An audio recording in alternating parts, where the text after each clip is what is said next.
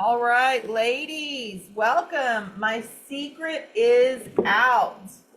You see who my super secret guest is.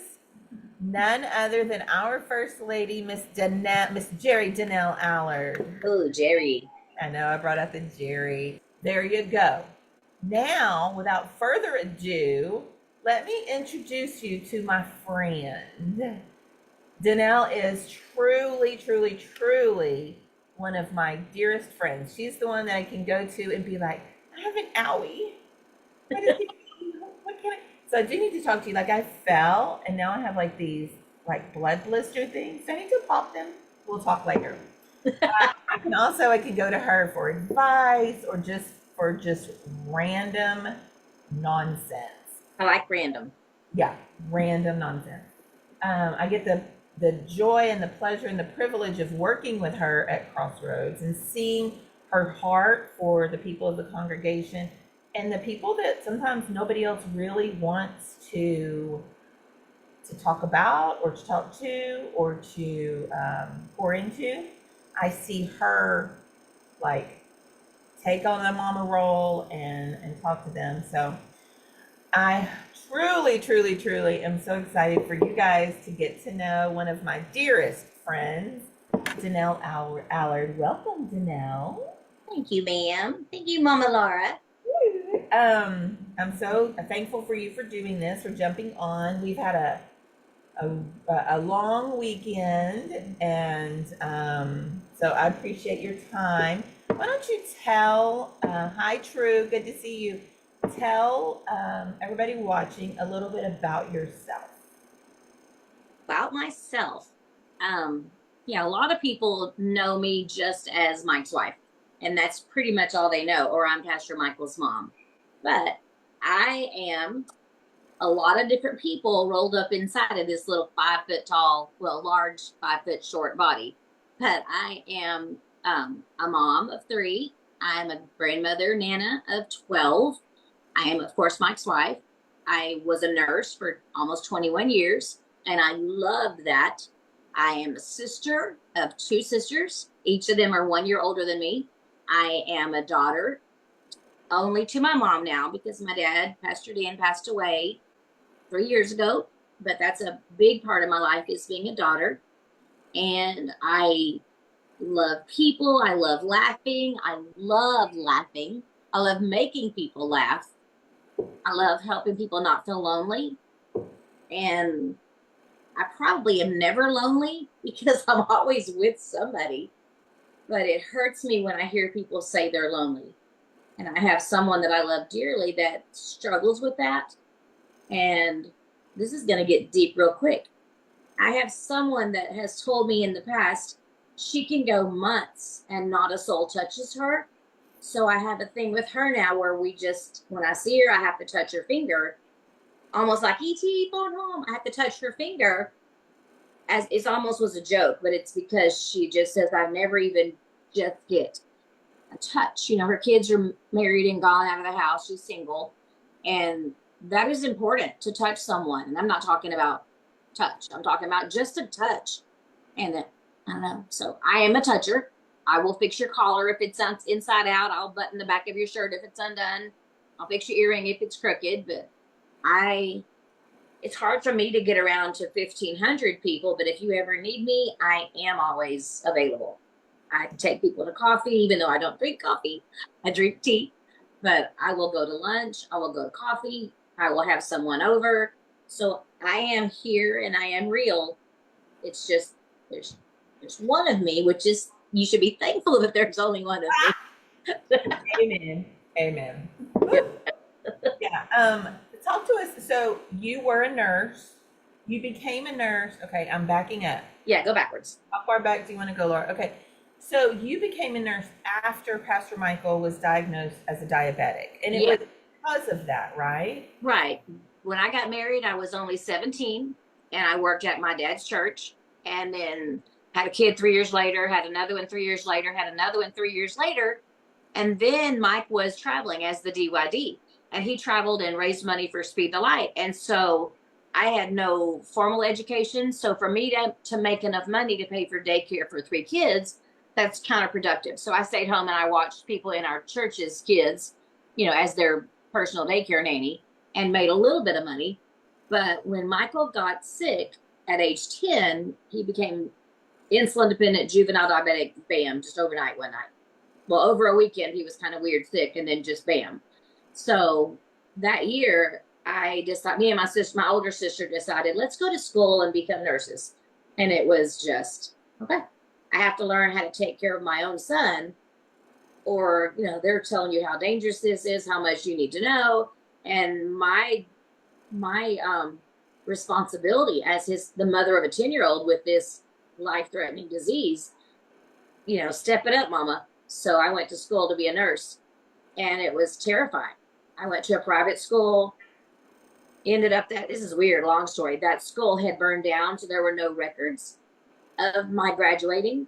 So when I went to enroll in college, it was very, very awakening to me that I had no proof I had even gone to high school, although I actually graduated early. That's how much of a slam in my face this was. I graduated early from a private school because we got married in the middle of my senior year, which is another crazy, weird thing. Like, why? But I had no proof of my graduation because the school records had burned down. And a private school, you don't have any, I don't know, long story. But I had to go to college, try to get in. And when I heard that, I actually changed my mind. I was so ashamed. They said, you're basically the same as a high school dropout. And that hurt me so deeply that I would have to go get a GED and start from nothing. So I actually backtracked for a couple months until Mike kept pushing me, as you really can do this. So he's always my biggest cheerleader. And I forget that sometimes, but I had to go back and take the GED, take that test, and then I had to go and see where I even was to start college. So went to school basically because I wanted to take care of my sick child. To me, that's a perfect picture of who you are, because anytime you do something, you are all in. It is like, okay, you want me to do this? Okay, so I need to know exactly how to do it, and I need to do it to the very, very best of my ability. You're always all in. And to me, it's like you're like that with friends, you're like that with your job, you're like that with your kids, with your grandkids. It is all in, and I appreciate that about you. Thank you. So talk to us a little bit about your job now. So you were a nurse, you were a charge nurse, you were like bossy pants. Before you retired. You said I was bossy pants? I did. Okay. And that's what I do at this job too. But tell us what your role as a care pastor at Crossroads entails. The biggest, well, okay, we're probably gonna have tears now. The biggest difference is as a nurse, it's very black and white, very literal. If you don't chart it, you could do anything. You could revive someone, use the crash cart, get a run of code, bring them back to life. But if you didn't chart it, you didn't do it. So everything was if you didn't chart it, you didn't do it. Do this, document. Everything was legal, black and white, this much. Everything was so precise as far as how many milligrams per kilogram, of this med. Everything was so methodical and regimented. You knew exactly. I go in at, 10 till 6, and I'm getting off at 15 after 8 p.m. Very religious of bam, bam, bam. You clock in, you clock out. You don't clock in, you don't get paid. Very regimented, robotic. My brain just knew what to do. This job I took in such a strange way because my dad, y'all know Pastor Dan, when my dad passed away, we were living in a 600 square foot apartment while we were building this house, and Mike would come home. I'm grieving. I'm in this little apartment. I can't get away from him. It's basically one room and then a bathroom. So if I was trying to hide and grieve, and I've never grieved like I did that. And he would come home and say, I need to talk to you about hiring someone to replace your dad. And my answer was always the same. I don't want to talk about it. You can't replace my dad. You can't replace him. And he would come home another couple of days later. I need to talk to you. I need to give you some ideas about replacing your dad. And I would just say, no, you can't. You can't replace him. So this went on for, a couple weeks. And finally one day he said, I'm going to tell you what I'm doing. And I said, okay. He said, I know who I'm going to hire. I'm going to hire you. And I actually laughed at him. I'm like, I already have a job. I love my job. I'm good at my job. And he said, no, I'm going to hire you. There's no one like your dad except you. And I was like, I get paid a lot more than my dad. I was like, there's so many. No. But long story, we ended up doing that. We sold our ranch. We had a ranch up in West Texas. We sold our ranch and to make a lot of things happen. And so then when you go to work, it's like, what do I do? And this answer was just love people. Well, I try to do that, even if that's not my job. I would try to be supportive of his job. And it's hard because as Mike's wife, or Pastor Mike's, as his wife, you know, I have a certain element of things that I would do the most I could while I still work. I couldn't go to every funeral or every wedding, but I would try if I was off. But I could not go to work to go to a funeral. So basic things like that, I was able to do now. But it was more of a creative. I do take care of the link. We do game days on, once a month. We do a link meeting at Peggy's house once a month in the evening. So there are, things that we do like that. But otherwise, I'm there to support the staff. And when I find broken parts, I'm creating my own, I guess for 3 years, I've created my own stuff. I think it's important that our staff wives feel loved, and not because we honor our staff and we love our guys. And of course we love all the wives too, but I want to make them feel like they're a part of everything too, and that they are welcome and loved, and not just, Michael and Zach and LaZoya and the guys. I want these, and Fabian, I want their wives to know that we're a big family and we're a team. And when they hurt, we all hurt. And so we're trying to do a trip every year with the pastor's wives, which I think we have one in November. But I write letters every Tuesday I think I wrote 26 last Tuesday, 26 letters to people that come to the guest room. And I touched one, and I'm touching these visitor cards and praying for this couple or this family or whoever it was. And then I write them a card saying, if I met them in the hospitality room, I can write something more personal. But if not, it's just welcome to our church. And I want them to feel at home. And what's really neat is I met someone today from Africa in the visitor room, and then we went out to the porch. And I hear that word so often as people say, I feel like I've come home. And today I met a couple from Kenya. And when I was talking to him and her on the porch, he said, I can't wait to go home and tell my family that I found my home. And then the lady said, I can't wait to go home and call my mom and tell her that I found my home. And so I grabbed him and I said, well, come here and just hug your mama on this side of on this side of the world. Hug mama. And he just hugged and loved on me and just said, I'm home. And they've been here in the, here in this side of town for a few weeks trying other churches. And he said, when I came today, I felt home. So I think I want people to feel like you've come home. When you come to my house, when we built our house, I want my house to be pretty. I think everybody wants their house to be pretty, but I didn't want fancy. You can see this. I'm in Mike's office if you see the animals and stuff. But I wanted my house to feel comfortable, not showy, not fancy, or so comfortable you can't sit down. I want my house to feel like you can come in here, put your feet up on the couch, literally on the coffee table. We have an old door that was restored into a coffee table. I don't care if you put your feet on my coffee table, just wipe it off when we're done. But I want to make our church feel like you've come home. So I may have already forgot the question. What do I do? I go to coffee with people. This week, I'm going to go see 2 of our older saints that are in nursing homes. I go to hospital visits when you're in the hospital. I try to remind Laura to send flowers when people are having surgeries. I go to people's homes. I take people to tea. I don't know what all I do. Laura, what do I do? You do anything we ask you to do. I fold documents. I mail stuff. See that. I clean the kitchen. I do whatever they tell me. If I tell her to show up in gross clothes, she shows up in gross clothes. So. I actually wore a t-shirt last night. The t-shirt that we all had on today, I wore last night. I don't like t-shirts and tennis shoes myself just because of my short, stocky body.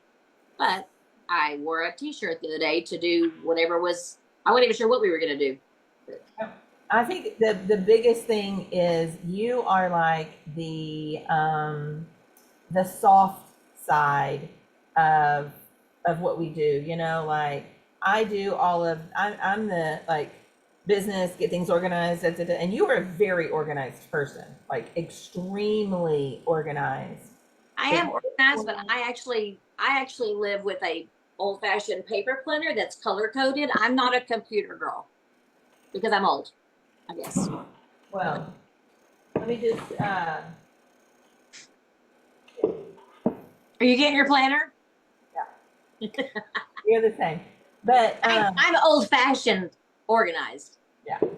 But I think that I think that you are not utilized enough because people don't know that that you are available, right? Available. I think it's so hard to see you sitting on the front row. People think that, oh, I can't go and talk to her or whatever. But what they don't know is that like that's what you love is meeting new people and talking to new people. The other day when you kind of got pushed into being in the guest room, and but you were all about it, like you were happy to go in there and to Oh, meet new people, and where some of us would be like, no, you yeah, the guest room, they always, people say, we want you to meet one of the pastors. And the old fashioned part of my brain is that means, Mike and Michael. And why do they want to meet me? I am pretty strong as far as,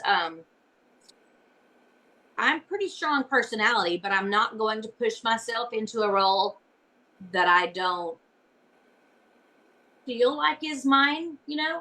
So a lot of times I still feel like I'm a nurse and I'm Pastor Mike's wife and that I don't work there because it's almost too good to say that I'm working there. yeah. Sometimes I forget that I'm working because it's weird. I was raised in a pastor's home and my dad was a pastor pretty much all of my life. And that's all I've ever known. So I don't know what it's like to not be there when the doors are open or to not help. We had the gala or the gala, whichever one you want to call it, the gala. The law. When it was finished, I'm not tooting my horn here, but I'm saying this is normal for me. I knew this is in our sanctuary and we have to finish this. So when it was over, I had brought a change of clothes and some flats to change into because we were all dressed up, gorgeous, gorgeous clothes. So I had brought clothes and flip flops because I was going to stay and help tear it down until the napkins were finished and the trash was over. And because that's just what you do, not because I'm a pastor's wife, but that's, to me, everybody should do that. Why wouldn't you? Yeah, she So, routinely comes into my office and takes out the trash if oh, I haven't had time, or if someone hasn't come in to take it out. She's like, "Give me that." So yeah. I want to say hi to. There's tons of people who've joined us. Christina, hola. hola. Olga. Danelle, have you met Olga? I can't see her face. I think so. It was like lavender hair. Yes, Like, yes, yes, yes, yeah. Oh, yes, the author. Did you know yes, she wrote a book? yes, I do. Yeah. I haven't seen the book, but I saw that on Facebook one day that she had written it. Yeah. Andrea, hello. You know Andrea, Jacob's mom? Hello, hello. Yep. And then Debbie, of course, we know Debbie. Debbie is all about her old fashioned paper planner. So is Jessica. Hey, And Jen. It's Jessica Lopez. She said, I love when you're in the guest room. You make everyone laugh and feel so welcome. Thank So, you. so let's talk a little bit about for those. Oh, hi, Lauren. Good to see you. For those of you who don't know, because I do have a lot of new people on here. So Danelle's dad, Pastor Dan, he was actually Pastor Mike's pastor. Right. Since Mike was 11. Yeah. So he was a huge driving force in Pastor Mike's life, as well as obviously like hero level in Danelle's life. Did you ever know that you're my hero? Okay. Oh, that's something else about me is I bust out into song frequently. If you say a keyword that reminds me of a song, the song's just going to jump out. It makes staff meetings so much fun. Every Tuesday at staff meeting, we have multiple. It's a concert like that. Yeah. It's not a meeting. It's a concert. Let's be honest. But so when he passed away, it was pretty sudden. I mean, it was very unexpected. Yeah. And so that left like a huge hole in, of course, the church, but a huge hole in Danelle's life. So she has inside her front door of her house, when you go to her house, which I was the first visitor in her house. I was the first non-family visitor in her house. I will forever. My husband has a closet in her house. He does. He has little, the joke that he has little spy cameras in my house too. I'm looking to see if there's one. There is one. No, that's a CO2 detector. No, that's one. Look, there's Jonathan's. Oh, that I think with the green light on it on the ceiling. Is that one, Laura? Yes, that is. Yes, Jonathan has little spy cameras in several rooms of my house and a whole closet. I call it the John closet, and Mike says, "Don't call it that." Yeah. It's a storage closet.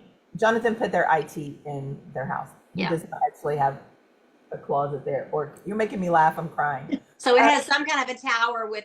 I'm so not computerish. So there's some kind of a little tower inside of a little box with IT devices in it. So it's my Jonathan closet. Yeah, it's a server closet. But anyway, server closet. A network closet, I guess. Okay. It's a server. But anyway, when you walk inside her house, you see there's a pair of her dad's shoes right inside the door. And they're big shoes.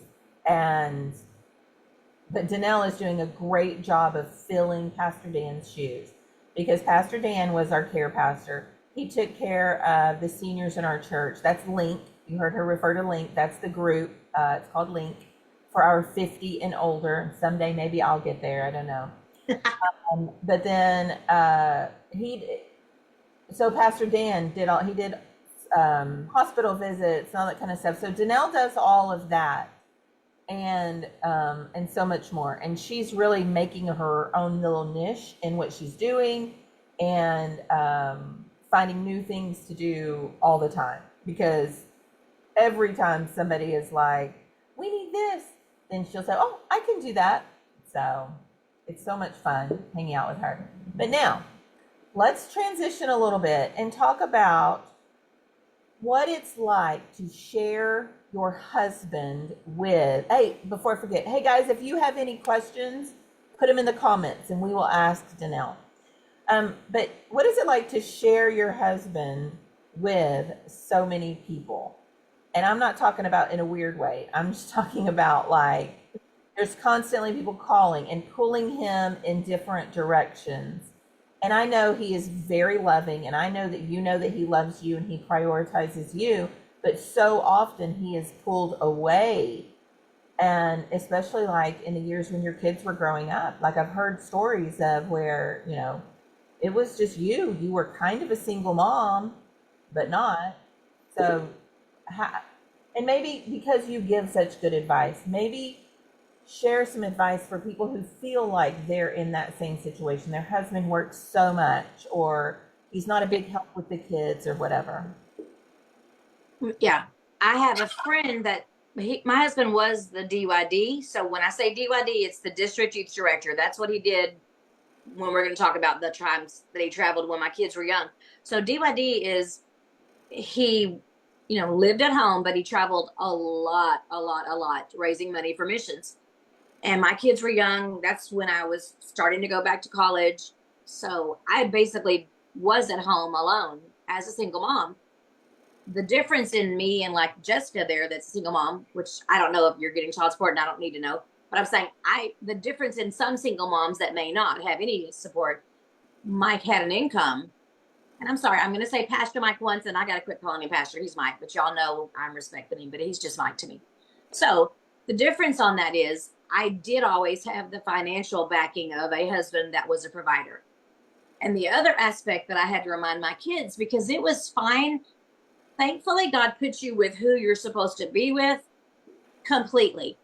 And I am so strong in, I don't know where that came from, maybe my mom, but I don't need help. I can't handle wimpiness, and I don't like complaining, whining, wimpy kind of stuff. So it was never in me to complain or whine or wimp that, oh, he's traveling and I have to do all this by myself. It was just where we were in our lives. And I knew it wasn't forever. And to me, I knew where he was, and that was the key. So it may have been the same as some of you that say, well, my husband is, I'm just going to pick a thing. My husband's a long haul truck driver.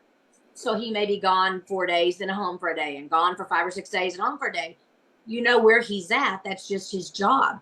And, thank goodness he has a job and he's employed and he's out making a good living and working an honest job to provide for you and your kids.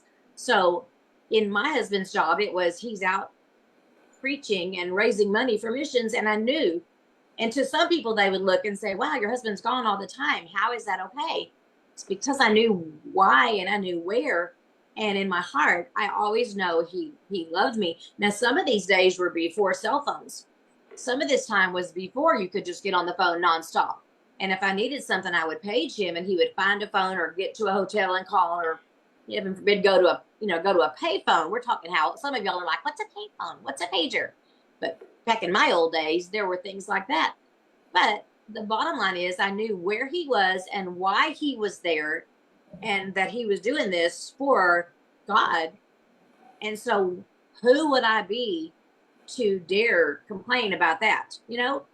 He's raising money so that people in another country or in another state can hear about God and get saved. So what kind of a horrible person would I be to say, no, come home?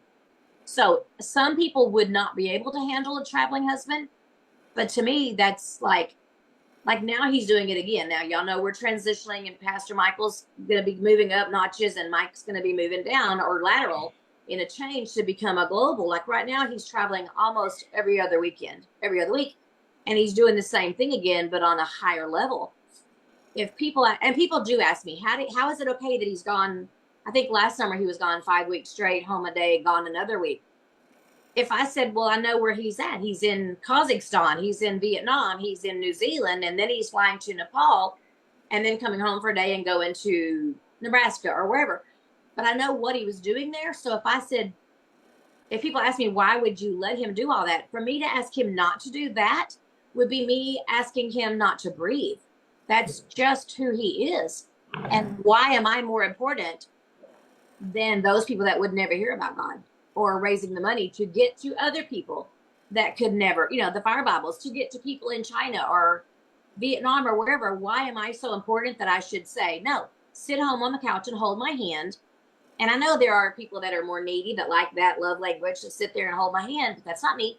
But you have to not be selfish with whatever your husband or your man or your whoever is out doing, and think of it as a way, I'm not being deserted. I've never ever felt like I've been deserted or cheated or that I'm less than. But that's just an agreement that me and him have. I know why he's there. And if I ever had a problem and I said my kids are sick or hurting, he would come home in a heartbeat. If I had a problem and I had to go to the hospital and my mom or my sisters found him wherever he's at, not a doubt in my mind he would come home to me. That's not even, I don't ever feel like I'm second best, because he loves me. And that's very clear. Y'all see how he abuses me from the pulpit? That's his love language. He loves to pick on me. And we have a very strange relationship on that kind of stuff. But he says, if I didn't pick on you, I wouldn't love you. Or, that's how I show you. I'm like, well, show me in a different way. Don't pick on me quite so much, quite so publicly sometimes. But that's just, we're very odd together. But I love how you call him Allard. Oh, sorry. Not Old, disrespectful. I always call him Allard. Or Old Allard. Well, that's because I don't know sometimes if it's Mike or Michael, so I'll call him Old Allard. Yeah. Love that. So Debbie has a question for you. Okay. Tiffany said that's her love language too, is picking up. Sarcasm, picking on. Yeah. My question, so this is from Debbie Garza. What parenting advice do you have for parents of young adults? My oldest just turned 18, so I'm in a new and scary season. Advice for a mom of that. Okay. So for that age especially, I was talking to somebody last week, a similar kind of situation. I think the biggest key, and I don't say that I am anyone to give advice, except my 3 kids are still they do love me. So I guess to me, that's they love God and they are loving their spouses and they love mom and dad. I think the biggest advice is at 16, 17, 18, even 14, 15, whatever, but 17, 18, I think the biggest thing I would say is they always need to know they have a soft place to land and a place to come home to, regardless. Regardless of the mistakes, if they don't flap their wings a little bit and try to fly, how are they going to grow up? How are they going to find out who they are? And the world is going to give them plenty of pulls of, let me show you who you are. And the world is going to tell them what to believe in and what to try next. So I believe, take your kids to church. It's not a question. Like Mike said today, your kids don't get to dictate what the family does. Church is open. We're going. It's not, well, do you want to go to go to the park today? Or do you want to go to church? Or do you want to sleep in and stay here? That's not even a question. Parents, you don't have just the right or the want to. You have the responsibility to take your children to church. Don't send them. Don't ask them. You get up and you take your kids to church. And that is a part of who you are. It's like you don't ask them when they're 2 months old, would you like some formula, child? You put that bottle in their mouth. You are going to feed them because that is necessary to grow. There is a thing called FTT, which in infants, as a nurse, I worked with every age bracket. I worked on every different floor of cancer, orthopedic, hearts. I loved hearts, every kind. But in the babies, there is a thing called FTT, which is failure to thrive. It is an innate, natural thing that babies suck and they want to eat. You don't have to coax them into that for the most part. There are some babies that are born and they have, for whatever reason, failure to thrive, and you have to work and work and work, and they can die from malnutrition.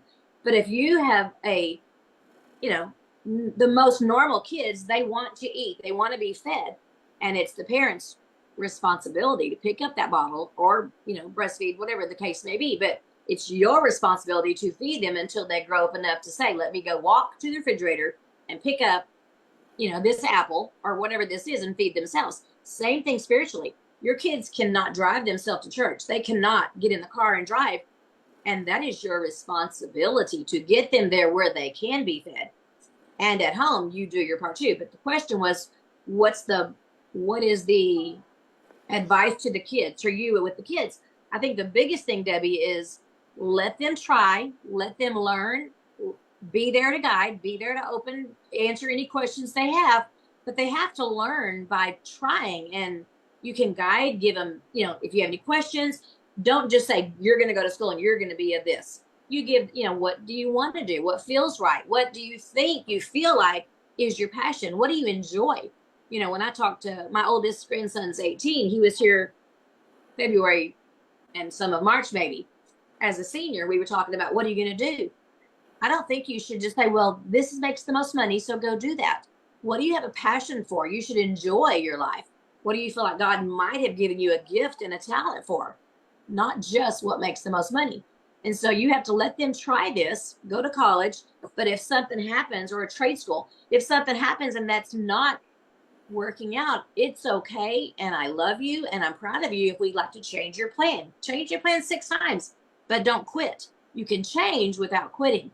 But always, Debbie, big thing is let them know when you feel like you failed, or if you did fail, this is still your home. I will always be your mother. You always have a safe place to land, and we're going to replan, rethink, revisit, and we're going to move on. When you make a mistake, you've done something, admit it, fess up to it, tell me, and I'm your mom. I will still love you. I don't love the sin. I love you. So safe place to land. That's good. That's good. I hope you were taking notes, Debbie and everybody else. Jessica wants you to know that he's always picking on you at morning prayer, but it shows how much he loves you because you're always on his mind. Okay. He's always thinking about you. That's so sweet.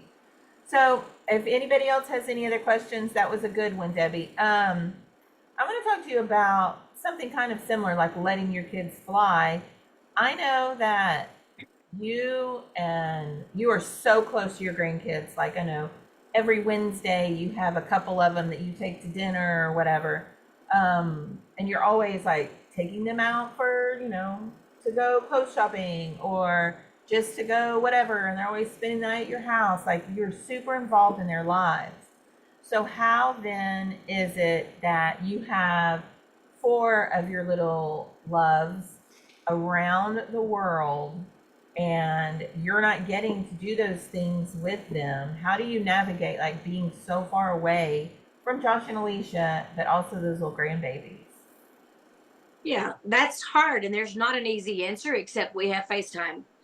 Some of you don't know, Josh, my oldest, is in New Zealand with four of my grandkids, and they are Caleb's 18, Sadie will be 16 Thursday, and Charlie is 9, and Levi just turned 6. Yeah, he just turned 6 last month. So the little two don't care, they don't know what day it is. They don't know how long it's been since I've seen them. So when you FaceTime, it's just like you're right there next door talking to them live. They don't understand, when are you coming?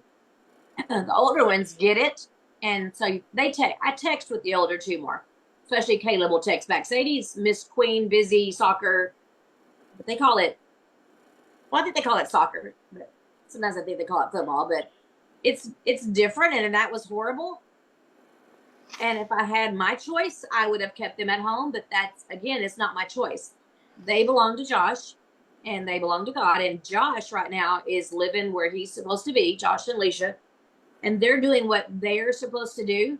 And it's not up to me to get to say that's yes or no. He's 43 years old. So they are doing what they choose and what they're doing in God's will. And they, of course, took their kids with them. Now, do I want them back? Absolutely. Do I try to stay in touch? Yes. I want to know what they're doing, how their school is. We went there last Christmas. I haven't seen him since the week before Christmas. But we're going to go I think it's 5 weeks from today. We're going back over there. So I'm got a list of things growing that they can't find there, like goldfish. Things for Josh and Alicia, yeah, like chili powder, fajita seasoning, ranch dip. There's things like that I'll take to Josh and Alicia. Things that they can't find, but the kids want goldfish, bubble gum, Jolly Ranchers, silly things that you don't think about that they miss. So that'll go in my suitcase. So Levi's birthday was last month. He turned 6. I mailed him, ridiculous. I mailed him a box that might have been this big, and it might have had $40 worth of Matchbox cars and little, a pair of pajamas, things that had Spider-Man because that's who he likes, or dinosaurs. But I don't even want to tell you how much. It was like $125 to mail the box, which is absolutely ridiculous. But I validated, yes, I'm doing that, because if he was here over the year, I would have spent that on a snow cone or an icy or a pair of shoes or whatever. So the big ones they understand when it's their birthday, I go put money in their account, in Alicia's account, and then I tell them, hey, your mom has money, go get some. But the little one, I just feel like he still needs to know he's special and he gets to open a box, because that's more fun than just saying mommy's going to take me and spend your money. He got to open a box. So Alicia's good, and she'll call and say, I'm picking him up from school if you want to be ready to FaceTime while he opens the box.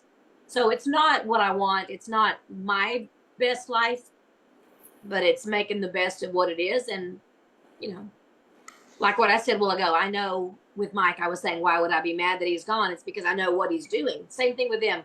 I don't want them to be that far away. I want to actually touch them and hug them. But I know they're with their family and they'll be home. That's the thing. I know they're going to come home. Yeah. And I like what you said. Like, they're there. They don't belong to you. They belong to Josh and to God. And that, God's handling them. He's taking care of them. Yeah. You'll see them. I know it's not a lot of consolation, but I feel like it makes, when you do see them, so much more special. Yeah. Yeah. Making the most out of a different situation. Okay. So now we're just talking through all of your kids. Let's talk about Pastor Michael.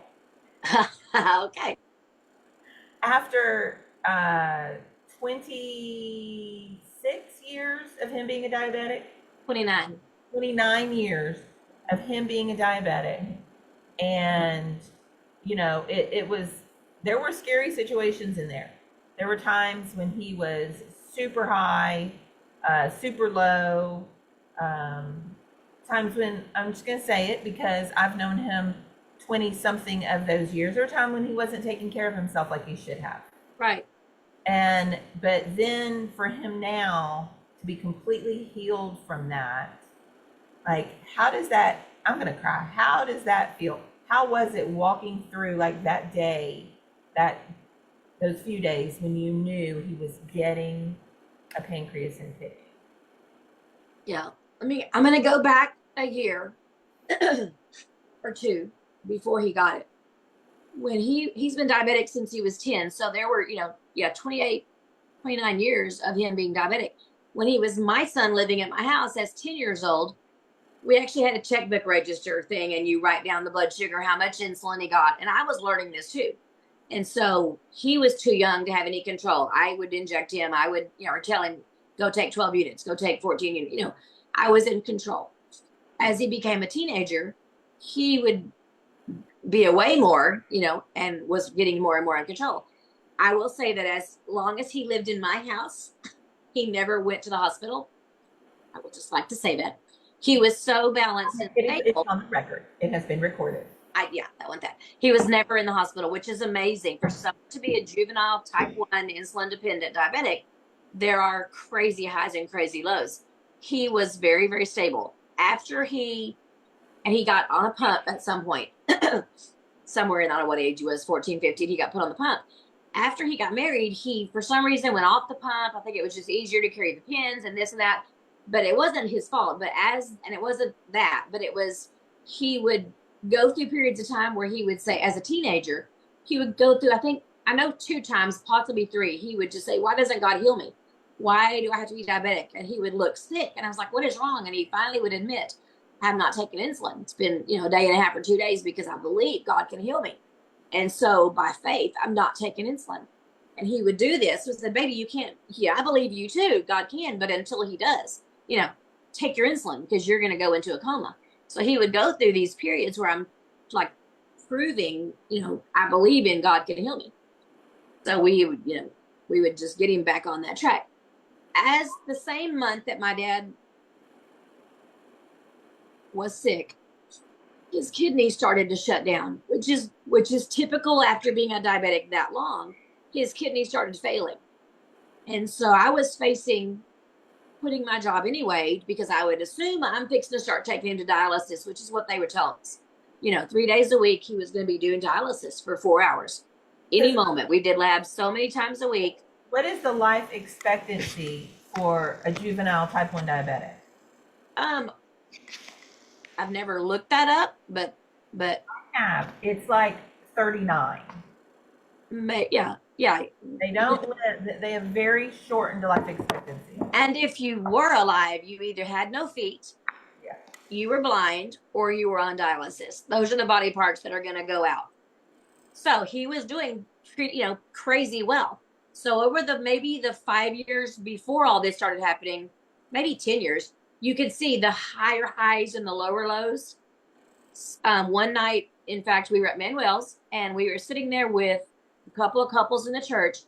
He walked in. This will date it. Abby was a baby. He came in with Abby and Lexi, put Abby in the car, in the booster seat beside me, and Lexi sat down, and he sat down and just shoved a set of car keys over to Lexi, saying, eat this, trying to shove keys in her mouth, which is showing you how out of his mind he was. And his sugar was so low. How did he drive there and not have a wreck? We don't know. But we immediately, told the waiter to get us a Coke. And he's like, no, because everybody knows us at Manuel's. So Jose's like, no, he gets a Diet Coke. And I was like, no, today I need a Coke. Severe, severe lows. Well, the point is the lows were getting lower and the highs were getting higher and more frequently. So I was in the realization of he's very unstable as a nurse and a mom. Then when we started getting the lab works back, he was having carpal tunnel surgery. Not carpal tunnel. What's this one called? Trigger finger. He had like 6 trigger fingers. And that day the doctor was late. And so I was talking and laughing with some of the other doctors. They said, we're sorry, his doctor's late. He's behind a wreck on the freeway. He'll be here shortly. So I started talking to the doctor there. And I said, well, do you mind if I look at his labs? His sugar was low. And I said, can I look at his labs? That's how we found out he was in kidney failure. I found it on his trigger finger labs that his kidneys were going crazy bad. So we started all that process. Long story, when we started doing this, the mom in me was just trying to figure out how to help him. The nurse in me was seeing that I am very possibly going to bury my son. And this is going to be bad because of Brandon, but I could not imagine burying a child. That's not what you do. You bury your parents, and that's hard enough.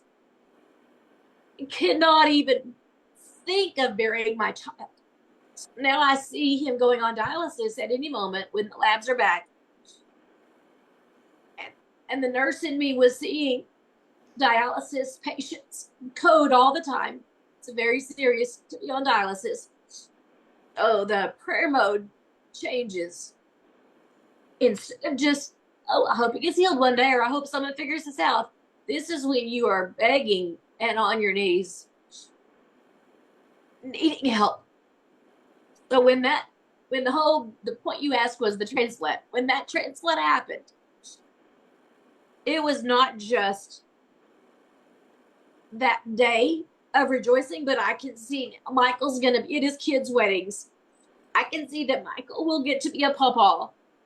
And I can see that Melissa's not going to be alone raising 5 kids. Because I had envisioned all of the things that were coming. Ask me something easy. I can see the future was not what we want. And it was God. But God changed all of that. Yeah.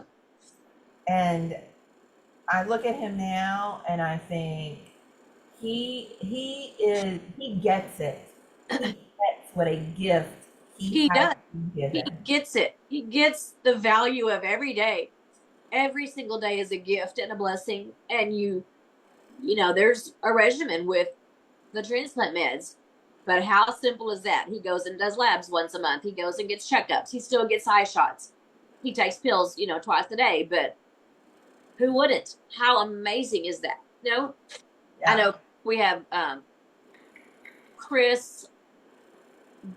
I don't know if we're talking about people's names here. We have Chris, that's a liver transplant recipient. We have, I think there's actually 4 in the church now that we've actually gotten to meet. And it's such a unique little club of feelings that you don't know other people can feel and hurt that bad.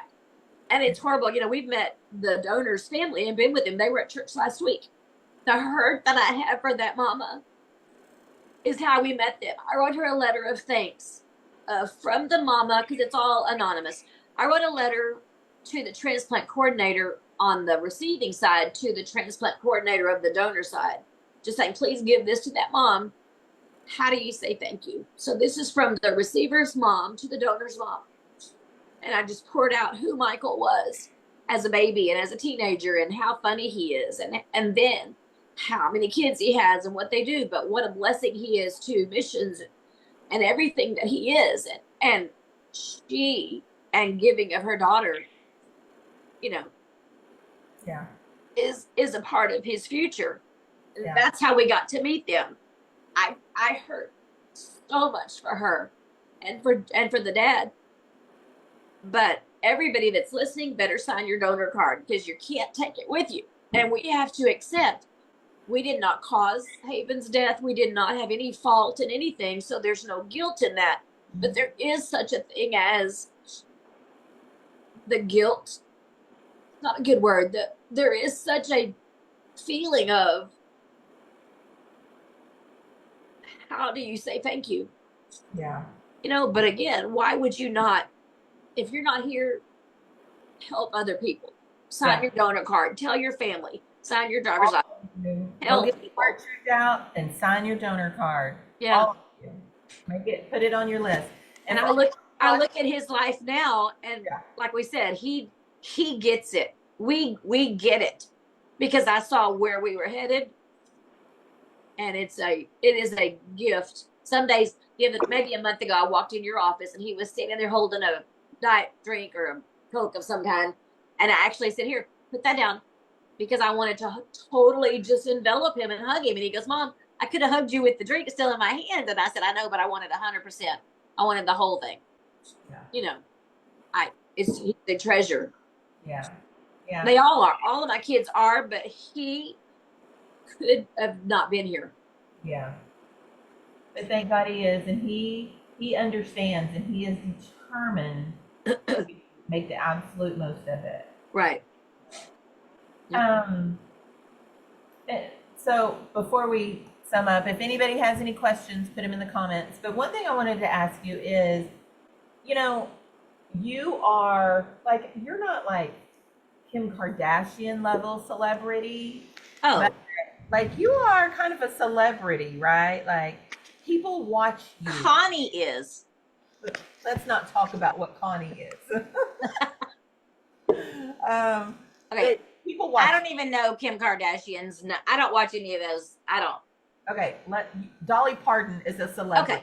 I love her. No, one thing about me too, though, I don't know it. I don't care about names or name brands, or people are like, oh, so and so. And I'm like, who is that? And it's someone that's in some movie. I really don't know movie stars' names much, or, you know, You name like to brands. watch movies. You I love. do watch movies. I do love movies, but I don't care who the people are. I either like you or I don't. I'm movie stars. Like you're a good actor, but I don't care. Yeah. It doesn't make you any more special. That's just your job. You're not. That's weird. They are famous because they're a movie star, but that doesn't mean anything to me. Right.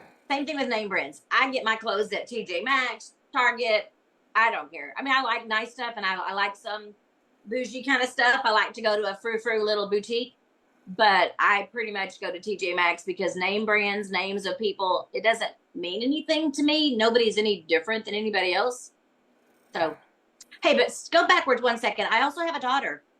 Yes, you do. You do. You have a wonderful daughter who I just got to spend almost an entire day with, and I had such a good time. I've known her since she was a teenager, but I had such a good time with her. I haven't spent time with her like that in a long time. Okay, so this is important. Let me tell you why, probably, or some people may have this perception. My daughter will be 37 next month. Lacey, otherwise known as Barbie.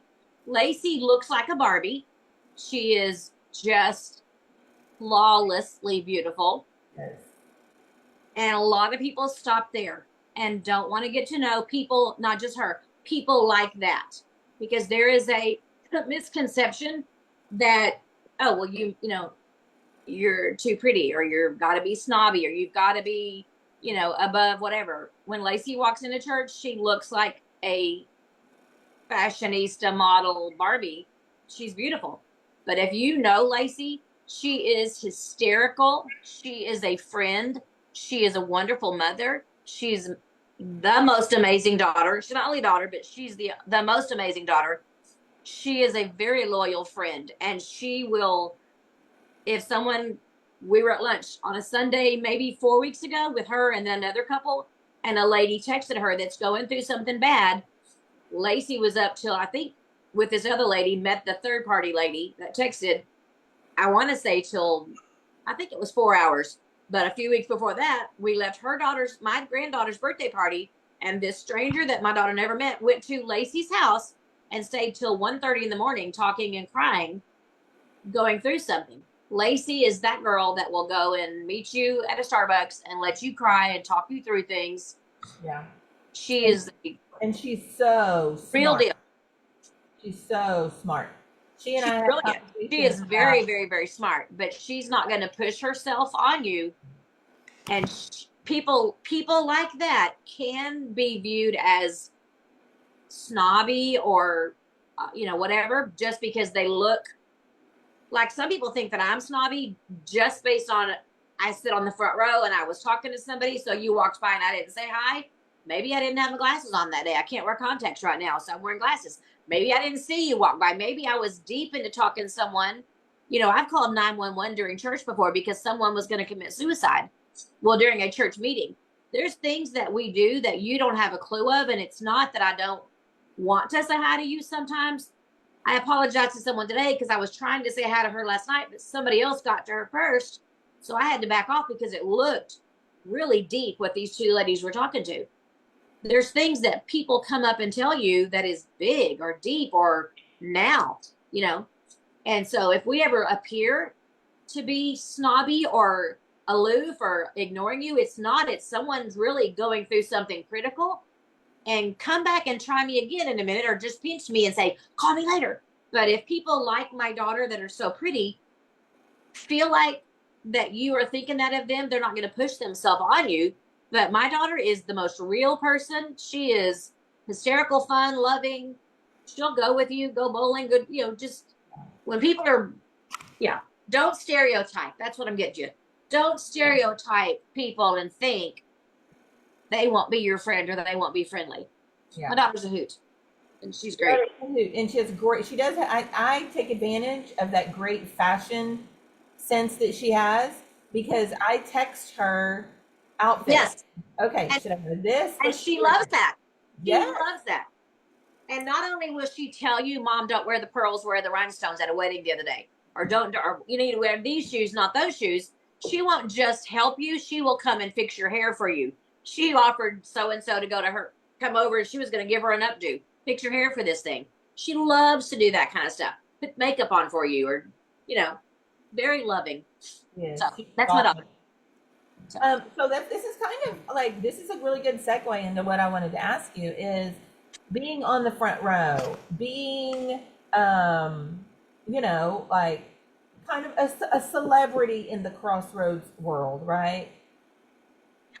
So people think they know everything that's going on in your life. Yeah, no. They kind of expect a piece of you. Yeah. Like they expect that. I'm sure I always say you're my friend, and I think we are friends, but I think probably everybody that knows you thinks, oh, she's my friend, I can go to her and I can tell this, or I can ask her these questions, or I can give my advice to her. What is it like living in this situation where everybody thinks they own a piece of you and they know what's going on in your life, or they have a say in what's going on in your life? Yeah. It's funny because someone yesterday was actually saying, "Oh yeah, we were talking about you last night." And I'm like, "What?" And they were like, "Yeah, we were talking about you last night." And they went through the example of something. I'm like, "Oh." And then someone else walked by and they were saying pretty much similar. "Yeah, last night I was talking to so and so and I told them this about you." And I'm like, "That's funny of how many people are talking about me when I'm not even there." But I just hope it's good, and if it's not, don't tell me. But it's funny to be not a celebrity girl, not at all. Yeah.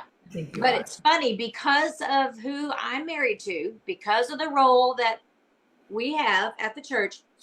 In the olden days, they said you lived in a glass house, and because people used to live in a house next to the church that the church owned, a parsonage.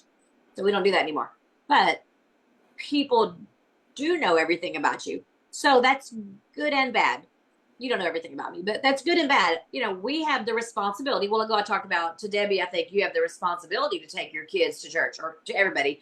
So I'm going to do what I know is right to do, not because you're watching me, but because it's the right thing to do. And everybody set your own boundaries of what you say is the right thing to do. But if you see me out to eat, I'm going to be drinking my Diet Dr. Pepper or my unsweet tea with a bunch of Splenda in it, because to me, that's the right thing to do. So if I'm going to do that at Iguana Joe's, that's what I'm drinking at my house. Who I am is very much who I am. Now, there are different groups of people that I can be more free with because there's a trust level of I can wear biker shorts and I can wear, whatever. I'm not going to wear that to church. I can relax and be me when I go out with certain groups of girlfriends that I've known 40 years. And that's not that I'm doing anything wrong or different, but I can relax and take a breath more. Not that I'm hiding anything except my fat, which it's always there, but I try to disguise it a little differently sometimes. But I don't just go get in a swimming pool with everybody because I don't know. It's just more of an intimate thing to me. But my girls, I will. And I can attest, what you see right here on this screen, what you see on that front row, what you see at the church house is the same way you see her everywhere else. She's never going to, and Pastor Mike is the same way. I've had the privilege of being in his home when he's there, and I've been around pastors who are different when they're out of sight. And that is not these two at all. We have some comments here. Andrea said, Jessica said your family would make the greatest inspirational movie. think that's true. We can call it never give up, or I almost gave up, or do what Nellie says. That's a good one. Do it. Yeah, do it. Nelly says. So if you hear different people say different names, my name is actually Jerry after my mom, but it's with an I, Jerri. And my dad's name is Daniel Lee. So my middle name is Danielle. But Mike calls me Nellie because that's what my grandmother called me. Instead of Danielle, my mom's mom called me Nellie. So Mike calls me Nellie most of the time. When he's upset or says that I'm acting kind of Satanish, he calls me Danelzebub for Beelzebub. He'll call me Danelzebub. He calls me Dubby, which is what my sister called me. Us three sisters are 62, 63, and 64. So when I was born, my sister was 1 and my sister was 2. So they brought me home. This is, baby Danelle. And my sister called me Dubby. That's what it came out. So my dad pretty much always called me Dubby. And Brother Granberry still calls me Dubby. Very few people. Ronnie Granberry calls me Dubby. But I don't know why. Mike calls me Nellie, but when he writes me a card, he signs it to Dubby. I don't know why both, but I call him Allard pretty much all the time. But if you'll hear me, and then my grandkids call me Nana. But my nieces and nephews, all those like Megan Seabranch or Megan Smith, people that are my nieces in pretend world, they think my name is Aunt Nellie. So I have a lot of names, but yeah. And then Andrew calls you Trouble. Andrew calls me Trouble. Pretty appropriate. Yeah. It is. So Andrea says, I don't have a question, but I just wanted to say I admire your family and many of the staff. Many of the staff, not all of the staff. I need to know who you don't admire, Andrea. I know for my family, you guys and the rest of the staff are an example for Jose and I and lots of others. Yes, we don't have it easy, but neither have many of you. We all have our hard days and our good days, but the strength and the hope that you all and the staff show each and every day gives me hope and inspiration to go out and do the same. Girl, you are an inspiration. Stop. That's sweet. Inspiration. And you know what? She said something there. We all have bad days. Some people. This is a misconception too. You're talking about me sitting on the front row and people thinking of you as a celebrity or whatever. We are the most normal, real people. And I'm gonna make you laugh here. When I fold clothes, I told Mike, you are such a hick. When I fold clothes, if I'm folding on the bar, that's one thing. But I used to fold them over on the table. And yesterday, Mike did this, and I started laughing. I happened to have folded some clothes. My sister's been in town all week. So I had I have color-coded bathrooms. So the bathroom in the guest room is pink and gray. So I had all the pink and gray towels over here on this little kitchen table to put back in the guest room. And Mike and we went to the to-go place, brought home some barbecue, and we're sitting there eating. He reaches over and grabs a nice, plush, soft, pink washcloth that goes in my guest room. And he's eating barbecue. I had just washed these and set them there because I didn't want to butt into my sister's room that she's in my guest room. So when she came home, she could put them back up. He grabs this pink bathroom, washcloth, and he starts wiping his face. Well, years ago, I started laughing because years ago, I had all the clothes. He grabbed a tube sock. I remember when we used to wear big, long tube socks? He grabbed a tube sock or whatever's there, and he just does this. Yeah. And I'm just like, Mike, we have paper towels. We have napkins. We have kitchen towels. But he just grabs whatever. So I started laughing. So going to the wedding Friday night, I was laughing. We were looking up, getting directions, and I said, ooh, this is hoity-toity. And he started laughing. He goes, we are neither hoity or toity. And I said, that's right, because you just wiped your face on my bathroom washcloth, which reminded me of the tube sock. Anyway, my point is we are just the most normal people. We are real. I mow the grass. Mike takes the trash out. We're just normal people. You don't have someone who changes the toilet paper roll for you? No. Did I tell you? No, I didn't tell you this. One time someone saw me at HEB. They had been at the church maybe, I don't know, 3 months or so. And I'm at HEB and I walked over and said hi because I remembered meeting the little girl. And I was like, hi to the little girl and to the daddy. And he was dumbfounded and just the look of shock. And he goes, I just can't believe you're here. And I said, well, I live right here in Summerwood.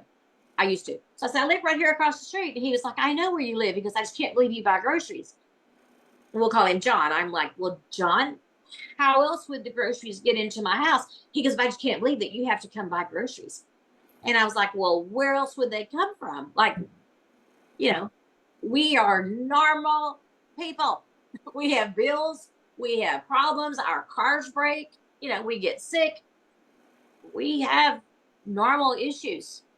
Normal people. And I know, like, I've watched you navigating through some of the most difficult times, because honestly, like, in the time that I've known you, I feel like those probably 2 years after your dad died were hard. There were a lot of things Yeah. that your family was going through that most people did not even know. Yeah. And I've sat and watched you on that front row, and nobody would have known how. Nobody knows the troubles I've seen. Oh my gosh, it's just crazy. Crazy. Crazy for feeling so lonely. Yeah. Okay. This Keep is going. our life. But so, yes, I know that you go through hard stuff just like everybody else. Yeah. But you do it with grace, and that's, to me, that's an example for the rest of us. Yeah. There's not like a little magic sticker button that when you see ordination papers that says no trouble here, Yeah. If anything, I feel like sometimes y'all go through stuff more because you're also carrying the weight of everybody else's stuff. Yeah. You're carrying the weight of people in our church who their marriages are falling apart, people in our church who they're dying, people in our church who are going through hard stuff, and y'all are carrying that too. So I think sometimes it's even harder.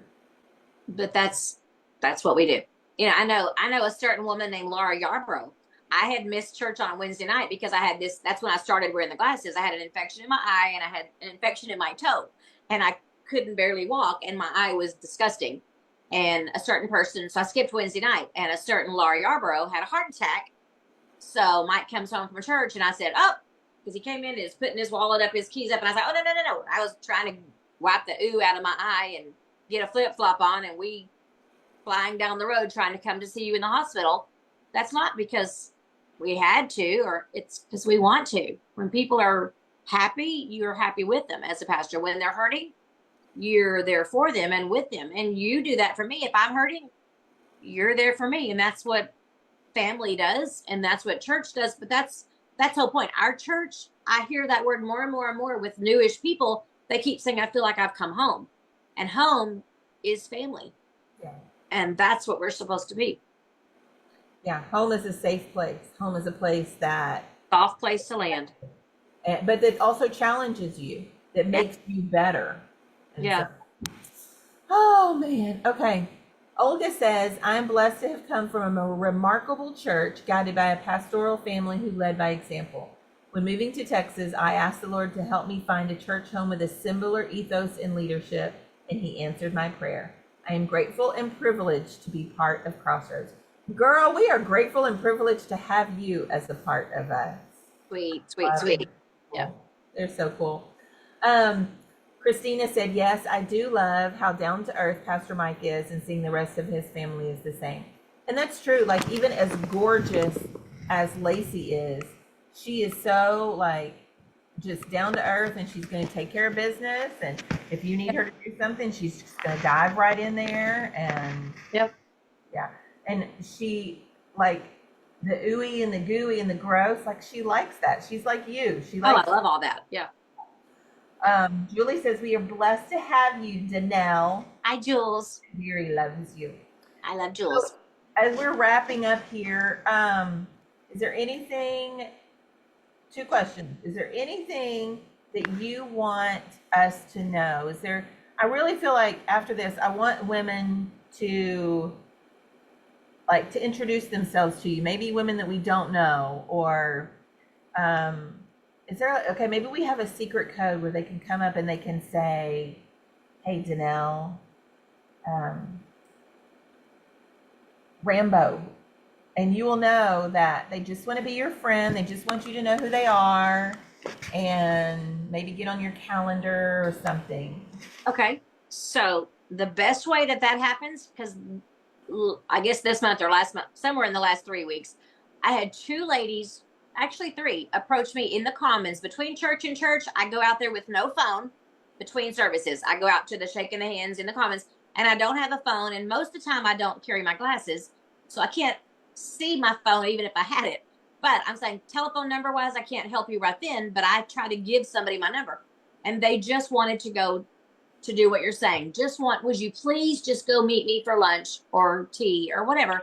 And I did both of these situations. I had to end up pursuing them because they never called me back. So the best thing I think is if you jot down your phone number when you walk by, and that's going to be the word Rambo. If you will just write down your phone number and your name and hand it to me and just say Rambo, that's going to mean you really want to go have coffee or to go have tea or whatever. And I will text you and say, here's the next 3 slots. Which one works for you? And we'll go. It could be 1-on-1. It could be 4-on-1. I'll meet 4 of you together at a Starbucks or whatever. I have no problem doing that kind of stuff. I just can't think of who, because I don't think that I'm anything. So I don't think to say, hey, you need to go eat with me. You need to come know me. You need me in your life. I'm not going to push myself on you because, like, I have the blessing of so many friends, not just people that I know, but true people that know me and that they are my true ride or die friends. But you always have room for more friends. But I'm not going to push myself on you and say, hey, Olga, I've never gone out with you. I don't know you. Come on. Because you might go, I don't like you. I don't know you. Or I'm sure you're sweet, but we are so different. But if you have any kind of an urge that you want to do that, write your number down on any scrap of anything with your name and hand it to me and just say Rambo. And I will follow up and we'll go get tea. There you go, y'all. You heard it here. It started here. If you want to be Rambo'd, you just put your number down with your name. Be Rambo. Text me. I'll text her and get it to you. Yeah. So before we get off of here, guys, thank you so much for all your comments. Danelle, Tiffany wants to know if there's any way that we can pray for you. How would you like all of these prayer warriors to be lifting you and your family up in prayer? I guess just safety with Mike traveling as much as he does. Safety that he doesn't fall asleep when he drives, the airplane safety when he's traveling, that my house is safe with me in it alone a lot. And then that's for the Allards. But then personally, my sister's husband's having surgery in like 3 weeks. He's got kidney cancer and they're going to take out the kidney. So just remember my sister Pam is going through a lot. And my mom living without my dad. Just hard. Yeah, it is. Y'all don't forget to pray for Josh and Alicia all the way around the world. Yeah. Told all the family, Michael and Lacey and Melissa and RC and all of the grandkids. It's hard. It's hard to be in the ministry or be ministry adjacent. Lacey's not in the ministry, but she still deals with that life. And Right. I'll just lift them all up in prayer. We're going to close out in prayer. Danelle, you have any last minute words of wisdom or things you want people to know?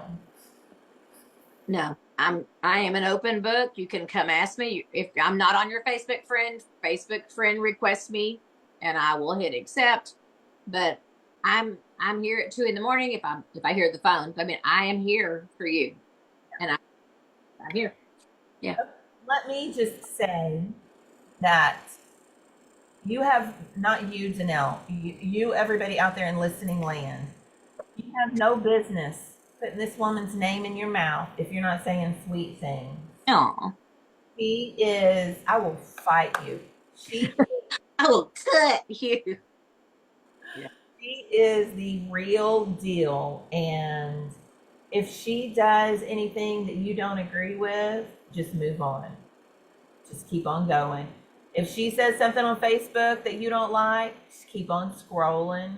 It ain't none of your business, ain't nothing to see here. Just move on, because she is the real deal, and she does not have a mean bone in her body unless you mess with her kids. Unless you hurt my kids. Yeah. Then you will have business. Yeah. But seriously, guys, we are not mean girls. I said this the other day.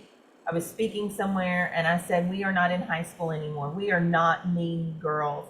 Let's the girls. Let's be the ones who To tell. fix each other's crowns. That's, Yes. And she is our first lady. And we should be lifting her up.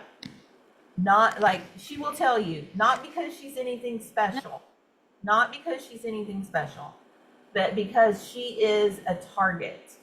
She is a target because of who her husband is, and that is not right. We do not do target practice with her. So if you do not like something that she has done, just move on. You don't need to tell her about it. You don't need to tell your friends about it. Just move on. We're going to lift her up. We're going to edify her. We're going to edify each other. And because that's just how we roll. She is our people. So, and not that any of y'all, I've heard any of y'all do that, because obviously we I wouldn't. don't get me on here. Yeah, but I think it's I have a huge mouth, so when I'm laughing or smiling, it's big. But if I'm just being normal, my natural is a frown. That's not what I want. I can't fix my face, But my normal mouth is a natural down. So I look like I'm mad sometimes, but I'm never mad. I'm very easygoing and I'm not an angry person or mad. So if I ever look like this is just me. It's just my face. Hey, fix your face. Fix your face, yeah. Hey. Yeah. Anyway, Jessica said, I love her so much. I told her that today. We should all tell her that every day. She did. Yeah. And I am so very blessed that I get to see her many, many times a week. And it's kind of the highlight of my day when she walks in that door and she stops at my office, and she usually puts her purse down in the chair and she has something else in her hands and she's rearranging everything. And I just love it, love it, love it. So I'm so happy I get to hang out. I have to put it out of my hand so I can grab your trash. Yeah. You can grab my trash. All right, let's pray. Father God, we thank you so much for this time together. And we thank you for Pastor Danielle and for her family. Lord, they are such a blessing to us. So right now we pray that you just prosper them, Lord, in every way, financially, in their relationships, in their health, all of it, God. Pray a hedge of protection around their home so that when Danielle is there alone, she feels safe. So even when Pastor is there, no harm can come to them. Lord, we pray traveling mercies over Pastor as he goes around the world spreading your gospel. But not just that. He's helping other people learn to spread your word. He's bringing up financing so that other people can hear it. Lord, he is duplicating himself so that more people can hear your word. And we thank you for that. Lord, for all of the ladies who are on the call tonight, we just thank you for putting them here. We thank you, Lord, that they heard what Danielle had to say. We just pray that you return this time to them, Lord. Give us all sweet rest so that we can be ready for another week of serving you. In Jesus' name, amen. Team Rambo. Rambo, thank you for taking this time. I appreciate it. And I like your dead cats in the background, even though yeah. So. This is Mike's office that we're in right here with all the dead animals. Yeah. I didn't think it was your vibe, but we have no live animals.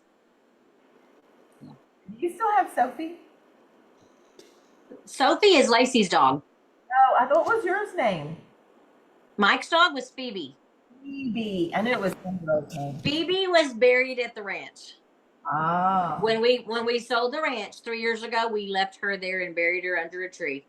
So y'all, was it you or was it Mike that had the dog stuff? Mike. Okay, we won't talk about it.